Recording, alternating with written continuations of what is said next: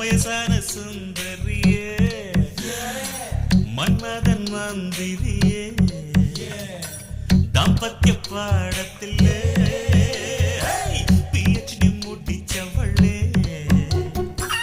அந்நாளில் நாட்டில் மாதம் மாறி உண்டாச்சு உன்னாச்சு சுகம் ஒன்றுதான் பேச்சு